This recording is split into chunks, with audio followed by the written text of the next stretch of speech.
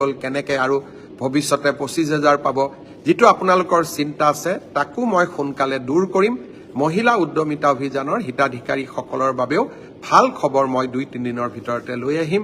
10 তাৰিখে অৰ্থাৎ 10 আগষ্ট তাৰিখে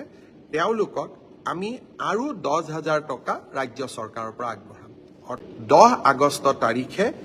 অতিৰিক্ত আৰু 10,000 টকা আগবঢ়াম অৰ্থাৎ আমাৰ বান আক্ৰান্ত পৰিয়ালসমূহে চৰকাৰৰ পৰা যিসকল আজিও ঘৰত উভতি যাব পৰা নাই তেওঁলোকে 25,000 টকা পৰ্যন্ত লাভ কৰিব ৰাজ্য চৰকাৰে আপোনালোকক সেৱা কৰাৰ বাবে নিৰবিচ্ছিন্ন প্ৰচেষ্টা চলাই যাব শিৱসাগৰ আৰু চৰাইদেউ জিলাৰ বানাক্ৰান্ত ৰাইজৰ লগত আমি থিয় হৈ থাকিম সেই প্ৰতিশ্ৰুতি প্ৰথম দিনত আছিল আৰু সেই প্ৰতিশ্ৰুতি শেষলৈ থাকিব শ্ৰদ্ধাৰ ৰাইজ বিদ্যালয়সমূহ যিমানখিনি আমি পাৰো 10 আগষ্টৰ পৰা খুলিবলৈ চেষ্টা কৰিম আৰু অহা 5-6 তাৰিখৰ ভিতৰত বিদ্যালয়সমূহলৈকেও আমি 2 লাখ টকাকৈ আগবঢ়াম 10 আগষ্টৰ আগতে নামঘৰসমূহলৈকেও আমি 1.5 লাখ টকাকৈ আগবঢ়াম আজি আমি আৰু এটা সিদ্ধান্ত লৈছো যে অংগনবাদী কেন্দ্ৰসমূহ যথেষ্ট বেয়া হৈ গৈছে অংগনবাদী কেন্দ্ৰসমূহলৈও আমি 2 লাখৰ পৰা 2.5 লাখ টকা অংগনবাদী কেন্দ্ৰ ৰিপেয়াৰিং কৰাৰ কাৰণে তাত যিবিলাক আমাৰ সৰু লৰাৰ খেলাৰ সা সঁজুলি আছিল তাক পুনৰ কিনিবৰ বাবে আমি অংগনবাদী কেন্দ্ৰসমূহলৈকেও আমি পুনৰ 2 লাখ আৰু বা 2,50,000 টকা যি ধৰণে যাৰ প্ৰয়োজন তেনেকে আমি আগবঢ়াবলৈ সিদ্ধান্ত গ্ৰহণ কৰিছো এতিয়া মই আজিৰ আটাইতকৈ প্ৰয়োজনীয় যেটো কথা যাৰ কাৰণে মই ফেসবুক লাইভলৈকে আহিছো সেই বিষয়ে ঘোষণা কৰিব খুজিছো আজি মই যেহেতু অহা কালি পৰহি মই উজনি অসমত থাকিম 5 তাৰিখলৈকে নৰখি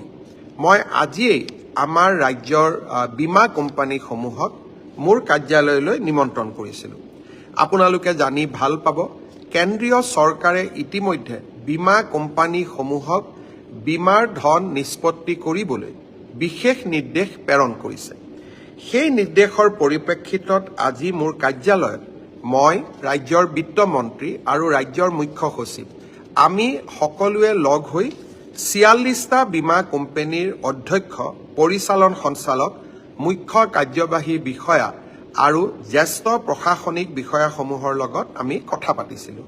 ইয়াত জীৱন বীমাও আছে স্বাস্থ্য বীমাও আছে মটৰ বীমাও আছে সম্পত্তি বীমাও আছে ব্যৱসায়িক আৰু বাণিজ্যিক বীমাৰ সৈতে জড়িত প্ৰতিষ্ঠানসমূহো আছে এতিয়া আমি কি সিদ্ধান্ত গ্ৰহণ কৰিলো বীমাৰ আঁচনিসমূহ যাতে বা বীমাৰ ক্লেইমসমূহ ইনস্যুৰেন্স ক্লেইমসমূহ যাতে তৎকালীনভাৱে নিষ্পত্তি কৰিব পাৰে সেইভাবে সকলো বীমা কোম্পানীয়ে একোগৰাকী নোডেল বিষয়া আৰু জিলা বিষয়া শিৱসাগৰ চৰাইদেউ যোৰহাট আৰু গোলাঘাট জিলাত নিযুক্তি কৰিব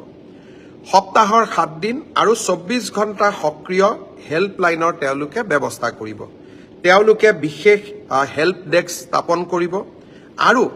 অগ্ৰাধিকাৰ ভিত্তিত শিৱসাগৰ চৰাইদেউ যোৰহাট গোলাঘাট জিলাৰ ৰাইজৰ বান আক্ৰান্ত ৰাজ্যৰ বীমাসমূহ নিষ্পত্তি কৰিবৰ বাবে তেওঁলোকে প্ৰচেষ্টা কৰিব আৰু য'ত প্ৰয়োজন হয় ফাইনেল ক্লেইম নোহোৱালৈকে ফাইনেল ক্লেইমৰ সিদ্ধান্ত নোহোৱালৈকে অন্তৰ্বৰ্তীকালীন ইন্টাৰিম ক্লেইম তেওঁলোকে আমাৰ ৰাইজৰ বাবে মঞ্জুৰি কৰিব আৰু আমি কৈছিলো যে এই সময়ত ৰাইজে নথিপত্ৰ জমা দিয়াৰ ক্ষেত্ৰত বহুত অসুবিধা পৰিব বীমা কোম্পানীসকলে মোক প্ৰতিশ্ৰুতি দিছে যে যিমান সম্ভৱ ন্যূনতম নথিপত্ৰৰ ওপৰত বীমাৰ দাবী নিষ্পত্তি কৰাৰ বাবে তেওঁলোকে প্ৰচেষ্টা কৰিব ইয়াৰ উপৰিও আজি তেওঁলোকে মোক স্পষ্টভাৱে জনাইছে যে তেওঁলোকে এখন সিম্পল ফৰ্ম ব্যৱহাৰ কৰিব প্ৰয়োজন হলে ভিডিঅ'ৰ যোগেদি তেওঁলোকে জৰীপ কৰিব আৰু মটৰ গৃহ দোকানদাৰ বাণিজ্যিক সম্পত্তি পশুধন আৰু ব্যক্তিগত দুৰ্ঘটনা বীমাৰ দাবীসমূহ অগ্ৰাধিকাৰ ভিত্তিত নিষ্পত্তি কৰিব সম্পত্তি আৰু বাণিজ্যিক দাবীৰ ক্ষেত্ৰত নথিপত্ৰ নষ্ট হলে পলিচিৰ চৰ্ত অনুসৰি পূৰ্বৰ ষ্টক বেংকৰ নথি অথবা সেলফ ডিক্লাৰেশ্যনৰ ওপৰতো ইন্স্যুৰেন্স ক্লেইম কৰাৰ তেওঁলোকে সুবিধা দিব। আমাৰ বান আক্ৰান্ত যিসকল মৃত্যু হৈছে তেওঁলোকৰ বাবে ডেথ চাৰ্টিফিকেট আদিৰ বাবে অপেক্ষা নকৰি চৰকাৰে দিয়া লিষ্টৰ ওপৰতে ডেথ ক্লেইমসমূহ নিষ্পত্তি কৰি দিয়াৰ বাবেও তেওঁলোকে সিদ্ধান্ত লৈছে। গৃহ বীমাৰ ক্ষেত্ৰত সৰু ক্ষতিৰ দাবীসমূহ ফটো ভিডিঅ' পৰিদৰ্শন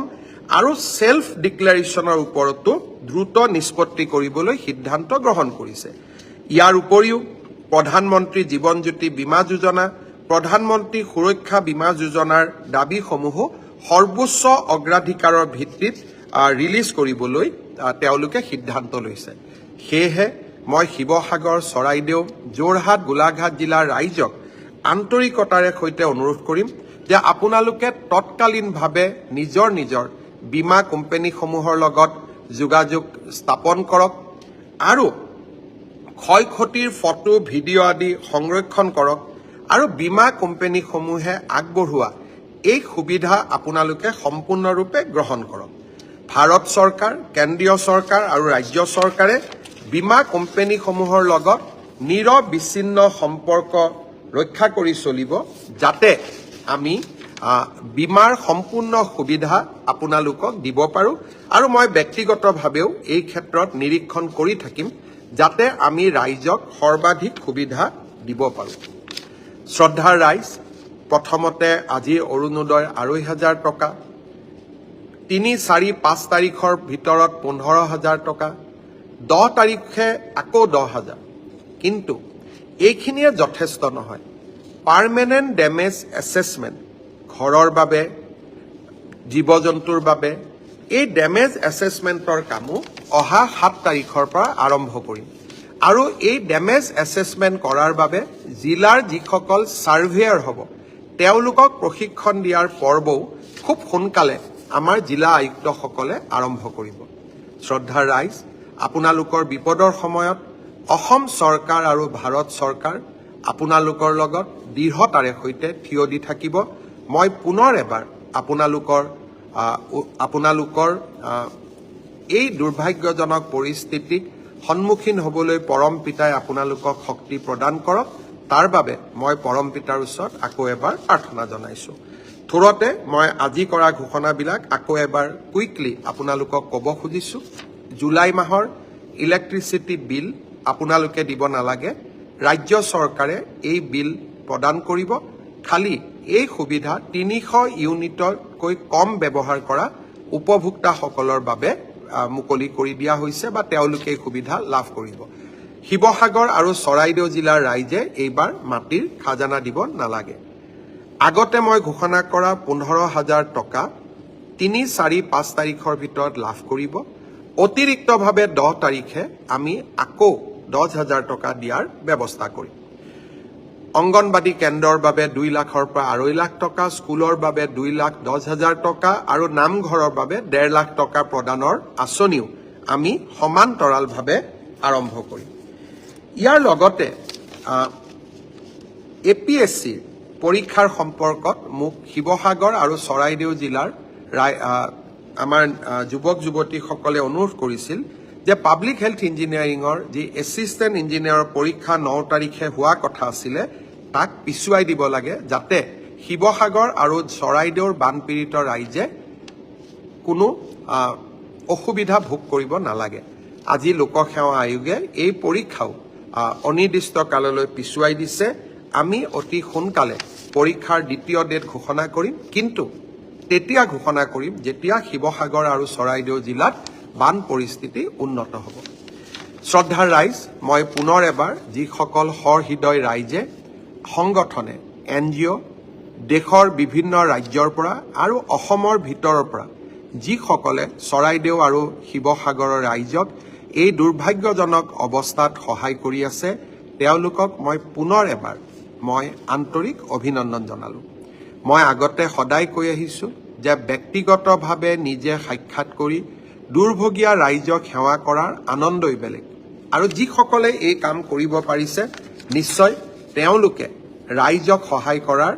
এই আনন্দ আধ্যাত্মিক আনন্দ স্পিৰিচুৱেল প্লেজাৰ ইতিমধ্যে তেওঁলোকে লাভ কৰিছে। মই সকলোকে যিসকলে শিৱসাগৰ আৰু চৰাইদেউ জিলাৰ বান সাহায্য অভিযানত যোগদান কৰিছে, শাৰীৰিকভাৱে, মানসিকভাৱে, আৰ্থিকভাৱে